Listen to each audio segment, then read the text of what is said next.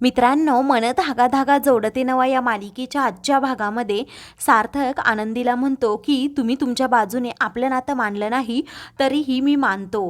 तेव्हा आनंदी त्याच्याकडे पाहतच राहते. तर आता सार्थक म्हणतो की जाऊ का आता मी, झालं ना तुमचं बोलून. आनंदी म्हणते की हो. तर आता पुन्हा आनंदी त्याला आवाज देत म्हणते की सार्थक सर. तेव्हा तो म्हणतो आता काय. तेव्हा आता आनंदी विचारते की तुमची आई तुमच्या मामाच्या मुलाच्या लग्नाला गेली आहे ना, मग तुम्ही का नाही गेलात. तेव्हा आता सार्थक म्हणतो की आता जर आनंदीला खरं सांगितलं तर तिला वाईट वाटेल की माझ्यामुळे यांना जाता आलं नाही म्हणून तो आता काहीच बोलत नाही. तो म्हणतो की लग्नानंतर सगळीकडे जोडीने जायचं असतं ना आनंदी, मग आपण दोघे जाऊयात ना नंतर, आता आपल्याला काम होतं ना म्हणून. तेव्हा आनंदी म्हणते सर. तर सार्थक म्हणतो म्हणजे काय, बरोबर आहे ना, आपल्या दोघांचं लग्न झालंय, पण तुम्ही जोपर्यंत माझं आणि आईचं नातं व्यवस्थित होत नाही तोपर्यंतच थांबणार आहे. पण ही गोष्ट कुणाला माहीत आहे का, नाही ना, म्हणूनच मी म्हणतोय की आपण जोडीने जाऊयात. तेव्हा आनंदी आता त्याच्याकडे पाहतच राहते. तर इकडे शकू आणि बेनारे हे दोघेही आता आनंदी सार्थकच्या गप्पा ऐकण्याचा प्रयत्न करतात. तेव्हा आता बेनारे म्हणतात तुम्ही काय करता इथे शकू मॅडम. तेव्हा शकू म्हणते की या दोघांचं नवीन लग्न झालंय ना, म्हणून या दोघांच्या गप्पांमध्ये मला इंटरेस्ट असणारच थोडाफार. तर आता बेनारे म्हणतात तुम्ही तुमच्यामध्ये मला का सामील करून घेताय, मला एकच कळत नाही. अहो तुम्ही त्यांच्या गप्पा का ऐकताय. तेव्हा आता नक्की गप्पा काय असतात ते मला ऐकायचंय असं शकू म्हणते. बेनारे म्हणतात मग ठीक आहे. त्यानंतर आता दोघेही आता आतमध्ये पाहत असतात. अरे पुढे म्हणू लागतात की मी मॅनेजर आहे, माझी एक पोस्ट आहे आणि अशा मालक मालकिनीच्या गप्पा ऐकणं चांगलं वाटतं का, बरं वाटतं का. शकू म्हणते तुम्हाला ऐकायचं नसेल तर तुम्ही जा बाबा. तेव्हा आता बेनारे तेथेच थांबतात. तेव्हा आता शकू म्हणते त्या दोघांनीही अजून एकमेकांना नवरा बायको म्हणून स्वीकारलेलं नाहीये. तेव्हा बेनारे आता काळजीत पडतात. दुसरीकडे रुंदा आता तावातावानेच अण्णांच्या घरी येते आणि घरात कुणी आहे का विचारते. अण्णा बाहेर येत म्हणतात तुम्ही आलात वय. मालती अगं बाहेर ये बघ पाहुणे आलेत. तर आता लीना देखील बाहेर येते. तेव्हा घर आहे की उकिरडा काही कळतच नाही. ज्या घरापेक्षा हे घर तर खूप भंगार आहे असं म्हणून रुंदा आता अण्णा आणि सर्वांचाच अपमान करते. तेव्हा आता ते दोघेही तिच्याकडे पाहतच राहतात. तर शलाका नाकाला पदर लावत म्हणते आई इथे किती धूळ आहे. तेव्हा खरंच ना आधीच्या घरापेक्षा इथे खूप धूळ आहे आणि तीच धूळ आता आपल्या घरात आली आहे असं रागातच आता रुंदा म्हणते. तेव्हा अण्णा आणि सर्वांनाच खूप वाईट वाटतं. तर आता रुंदा काही बीही बोलू लागते. ते पाहून मालती म्हणते हो तुम्ही हे काय बोलताय, म्हणजेच तुम्ही चहा पाणी घेणार आहात की नाही. तेव्हा आता रुंदा म्हणते आम्ही इथे काही पाहुणचार करून घ्यायला ओटी भरून घ्यायला आलोच नाहीये. तुम्ही तुमची मुलगी बरोबर आमच्या घरात खपवली ना, मग तेथेच सगळा विषय संपला असं म्हणून रुंदा खूप चिडते. अण्णा म्हणतात तुमची नाराजी मी समजू शकतो, पण तुम्ही असं काय बोलताय, तुम्हाला तुमचं तरी समजतं का. हा रुंदा पुढे म्हणू लागते की तुमच्या मुलीसाठी आम्ही आमच्या मुलाचं स्थळ घेऊन आलो होतो तेव्हा तुमच्या मुलीने आमच्या नाकावर टेचून नकार दिला होता. तर आता शलाका पुढे म्हणू लागते की तेव्हा नकार दिला होता तो आम्ही पचवला. तर अण्णा म्हणतात त्याबद्दलच मी तुमची भरमंडपामध्ये माफी सुद्धा मागितली होती. तर पुढे आता रुंदा म्हणू लागते ते सगळं ठीक आहे, लग्नामध्ये आमचे लाखो रुपये खर्च झाले, आमच्या मुलाचा इगो दुखावला, आमचं भरपूर नुकसान झालं, तरीही आम्ही तुमच्याबरोबर काही भांडलो नाही, तुम्हाला काही बोललो सुद्धा नाही. तर अण्णा म्हणतात की सगळं काही सॉल्व्ह झालं होतं. तर रुंदा म्हणते हो, म्हणजे दोन्हीही बाजूंनी विषय संपला होता.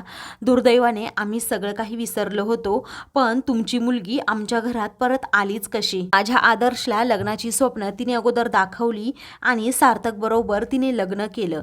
तेव्हा आता लीना म्हणते तुमचा राग आम्ही समजू शकतो, परंतु त्यावेळी आदर्श सरांनीच लग्न मोडलं होतं हे तुम्ही कसं विसरू शकताय.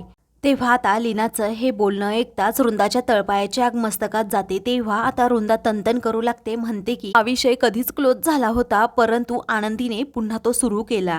आम्ही काहीही सुरू केलं नाही, आमची आनंदी आमच्याकडे होती, मग सार्थक सरांनी तिच्याबरोबर लग्न केलं, यात आनंदीची काय चूक. तेव्हा रुंदा म्हणते अहो तुम्ही जरा गोष्टी समजून घेताय का, आम्हाला ती सून म्हणून आमच्या घरात नकोय. उगाच तोंडावर आमची थुथू करतायत की एक डिवोर्सी मुलगी सून म्हणून घरात आणली, आणि सुधाचं तर काय, सुधा माहेरी निघून गेली आहे त्या आनंदीला वैतागून. आता असं म्हटल्यावर अण्णांना जरा वाईटच वाटतं.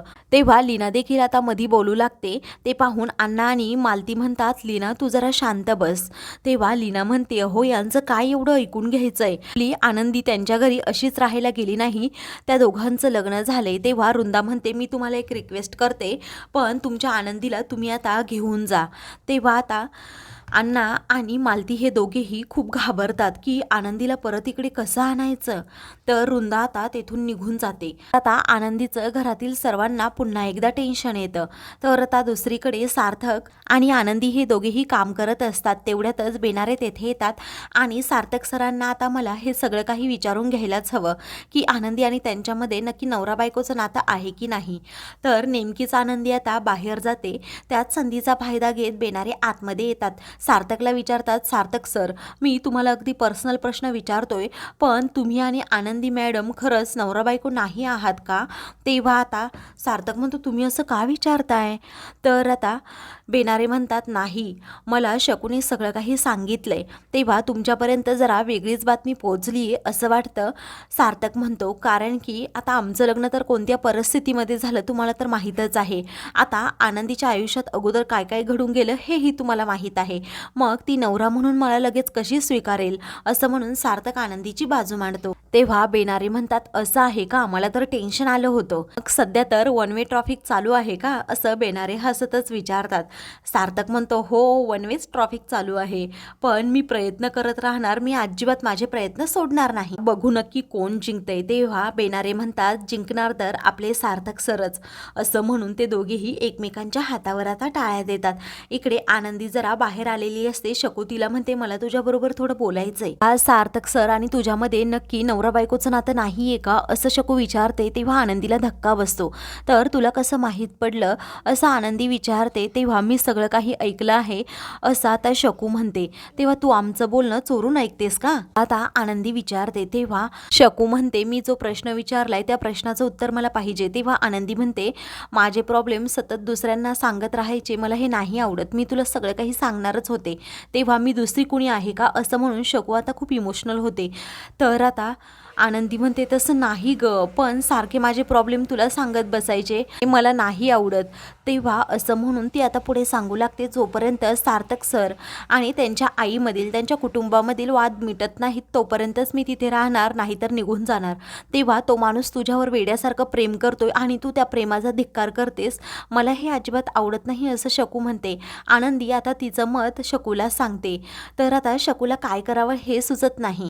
तर इकडे वृंदा अण्णांना म्हणते की मला तुमचा अपमान करायचा नाही आहे, पण तुमच्या आनंदीला लवकरात लवकर तुम्ही आमच्या घरातून घेऊन जा, आमची नाती विस्कटायला लागली आहेत. तेव्हा आता अण्णा म्हणतात, हे पहा हा निर्णय फक्त सार्थक आणि आनंदीचा असणार आहे. ते दोघे नवरा बायको आहेत, ते पाहतील त्यांचं काय करायचं ते, आणि त्यांचा जो निर्णय असेल ना तो आम्हाला मान्य असेल, असं म्हणून अण्णा आता वृंदाचे दात तिच्याच घशात घालतात आणि स्वतःचा निर्णय सांगतात. आता वृंदा रागातच म्हणते, पाहिलं कशाला का, अगं या लोकांना किती माज आहे, ते पाहिलं ना, हे म्हणतायत की आम्ही घेऊन जाणार नाही. तर आता एका बापाचा अपमान सगळ्यात जास्त कशात असतो माहिती आहे का, असं म्हणून अण्णा हे वृंदाला चांगलंच खडसवतात. म्हणतात, एका बापाचा अपमान कशात असतो माहिती आहे का, आपल्या लेकीला सासरहून माहेरी घेऊन येणं, ते पण कायमचं, यामध्ये त्याचा खूप अपमान असतो, असं म्हणून अण्णा हे वृंदाला म्हणतात की आम्ही स्वतः घेऊन येऊ शकतच नाही, जर सार्थक सर घेऊन आले तरच ते आम्ही मान्य करू. आता वृंदा लगेच शलाकाला घेऊन तेथून जाते. तेव्हा मालती म्हणते, हो थांबा ना, मी काय म्हणते ते ऐका. तेव्हा अण्णा म्हणतात, तू काही काळजी करू नको, जे काही होणार आहे ते अगदी चांगलंच होणार आहे, असं म्हणून ते तिला अडवतात की त्यांच्या पाठीमागे जायची काहीही गरज नाही. मित्रांनो, पुढील भागामध्ये सार्थकचा फोन आता सापडत ना, आनंदी त्याला फोन करते. तर आता आनंदीलाच तो मोबाईल सापडतो. त्यावरती नाव पाहते की सार्थकने माझं नाव बायको म्हणून सेव्ह केले. तर आता आनंदी म्हणते, हे काय, माझं नाव आनंदी आहे आणि तुम्ही हे काय सेव्ह केले. तर आता सार्थक म्हणतो, मी तुम्हाला बायको मानतो ना, म्हणून बायको हे नाव सेव्ह केले. तर आनंदी त्याच्याकडे पाहतच राहते. अशाच मालिकेंचे पुढील भाग पाहण्यासाठी चॅनलला सबस्क्राईब करा.